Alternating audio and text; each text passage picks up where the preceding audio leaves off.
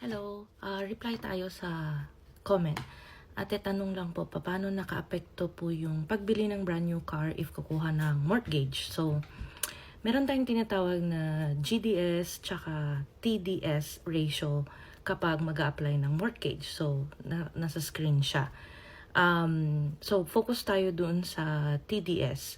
TDS, dapat hindi siya mag-exceed sa 44% and then yung GDS naman is 39%. So, eto siya. The information is from CHMC, yung website mismo nila, so you can search. So, sabi dito, yung GDS is the percentage of your monthly household income that covers your housing cost. It must not exceed 39%. Yung TDS naman is the percentage of your monthly household income that covers your housing costs and any other debts and must not exceed 44%. So, ito yung formula sa baba. Nakalagay doon principal plus interest plus taxes, yung heat, utilities, and other debt obligations must not exceed 44%. So, let's assume na ang income is 60,000 a year.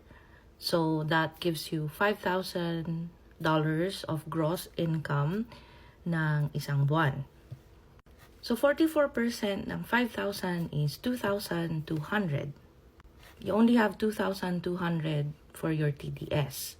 So, dapat sa 2,200, kasya yung principal mo, yung interest mo, property tax mo, at yung utilities, tas nakalagay doon other debt obligations. Other debt obligations is not exclusively car loan.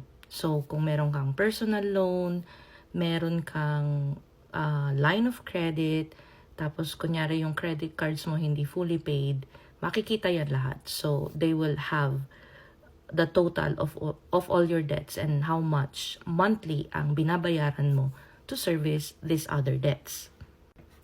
So, to make a very simple example, just for the sake of like an example, so I might not be very specific doon sa mga amounts. So, sa 2,200, scenario number 1, wala kang utang. No car loan, credit cards malinis, no line of credit, no personal loan. So, okay ka. So, sabihin natin na sa 2,200, maa-approve ka ng $500,000 na mortgage. So, makaka-afford ka ng $500,000 worth na bahay. Scenario number 2, let's say na may binabayaran kang car, $600, meron kang line of credit, $100 per month, and some of your credit cards hindi siya bayad. So, may $100 ulit doon. So, total ng other debts mo, $800. So, doon na ngayon magva-vary yung approval ng amount na ibibigay sa'yo ng lender. Kasi, mas marami kang utang doon sa second scenario, ibig sabihin, mas mababa ang kaya nilang ipautang sa'yo kasi nga, meron ka pang existing na other obligations. So, I guess my point nung sinabi ko na pag bibili ka ng brand new car, it will affect your mortgage approval kasi nga, I consider that as other debt obligations. Now, actually, it doesn't matter. Brand new man siya or second hand. What matters is actually yung presyo, yung amount ng loan mismo na binabayaran mo versus your income. Kasi kung malaki naman yung income mo, if we go back to the example, pag naka 200,000 household income naman kayo, then you are servicing what? An $800 loan a month. It doesn't mean na mababa yung ibibigay sa inyo na approval kasi nga malaki naman yung income. So, the reason why I'm sharing this is because noong una naman, wala namang nagsabi sa amin ng TDS or GDS.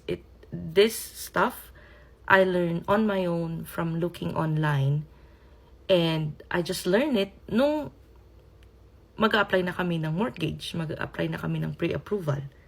These are the things na hindi ko alam as a new immigrant. That's why I'm sharing.